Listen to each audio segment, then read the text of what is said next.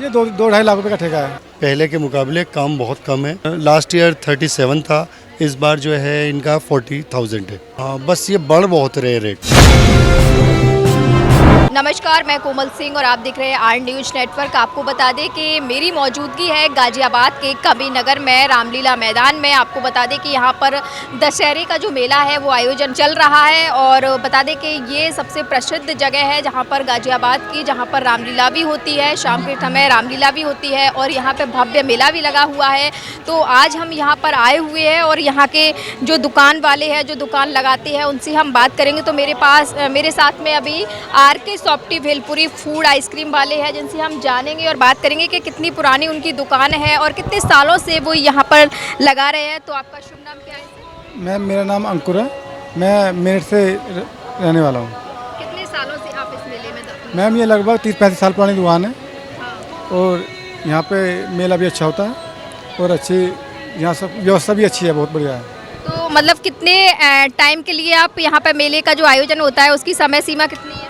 वो मैम 18 दिन का ये मेला लगता है, बस 18 दिन के लिए, फिर ये 19वें दिन अपने आप ही समाप्त हो जाता है।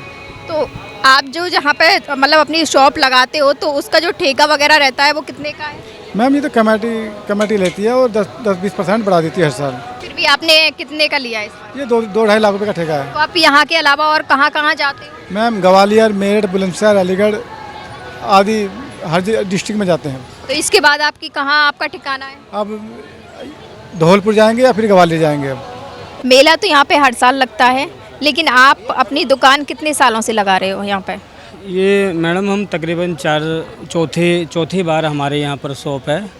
हम गाजियाबाद के ही रहने वाले हैं और काफ़ी लंबे टाइम से ये मेला है। और तो मतलब आप ये जो लगा रहे हो इसका कुछ चार्ज भी आपको देना होता होगा? हाँ, जो मिनिमम चार्ज हो भाई को मेरी नॉलेज में नहीं है, वो भाई वगैरह को मालूम होता है। तो और भी आपके स्टोर है कि एक ही यही स्टोर लगा हुआ है? जैसे कि उन्होंने बताया कि हमारे ऐसे ठीक है 4-5 है, लेकिन 1 लाख प्लस कुछ ऐसा अमाउंट जाता है। हाँ, हमारा तो एक स्टॉल है मैम। अच्छा, एक स्टॉल है जी। तो आपको ये नहीं पता कितना किराया देते हो? रोज के हिसाब से देते हो कि दिन के हिसाब से? मतलब जो कितने दिन के लिए, 18 दिन के लिए या 7 दिन के लिए? ये मेरा 18 दिन करीब का किराया बैठता है और मेरे ख्याल से 30 के आसपास तो किराया होगा। हाँ हाँ, शाम में ही होती होगी शॉपिंग तो, क्योंकि दिन में तो जो तकरीबन 4 बजे करीब मैं शॉप खोल लेता हूँ और उसके बाद में जो है फिर अपना हम 12 बजे के बाद ही घर जाते हैं यहाँ से। तो मैंने कहा फिर डिप्टी रजिस्ट्रार को एक पत्र लिखा साफ कि मैंने कि मुझे ये 2 लाइन का सब आपको पत्र लिख रहा हूँ, हाँ मैं और ना मैं जवाब चाहता हूँ कि वर्तमान समिति ये लीगल है या इलीगल है जी, हाँ या ना। ठीक है। तो उस डिप्टी रजिस्ट्रार और फर्म्स का और सोसाइटी का मेरे में पत्र आया कि ये इलीगल है, असंवैधानिक है, अवैध है, कि धर्म के नाम पर भ्रष्टाचार और ये लोग रामलीला समिति में भगवान राम के नाम पर खुली लूट कर रहे हैं। गरीब दुकानदारों से इतने पैसे ले लिए जाते हैं कि बाद में रोता हुआ जाता है कि 25% भी मेरा वसूल नहीं हुआ है। ये गरीबों की हाय ले रहे हैं, गरीब इनको कोस रहे हैं। लगभग 7 सालों से लगा रहे हैं और वैसे काम ठीक रहता है। शुरू में जो है जब तक नवरात्रि शुरू नहीं होते, जब तक काम नहीं होता है, उसके बाद में कपड़ा बिकना चालू हो जाता है हमारा वैसे। लेकिन जी अच्छा रहता है, वैसे रिस्पांस ठीक रहता है और पब्लिक भी काफ़ी अच्छी आती है यहाँ पर। तो आप मतलब यहाँ पे जो शॉप लगाते हैं उसका कुछ चार्ज वगैरह? हाँ, चार्ज है। लास्ट ईयर 37 था, इस बार जो है इनका 40,000 है। हाँ, बस ये बढ़ बहुत रहे रेट, ये 17 दिन जी बहुत ज़्यादा है। लेकिन ये है कि फिर सेल हो जाती है, लेकिन अब बहुत ज़्यादा हो गए तो आगे के लिए सोचना पड़ता है आदमी को। क्यों?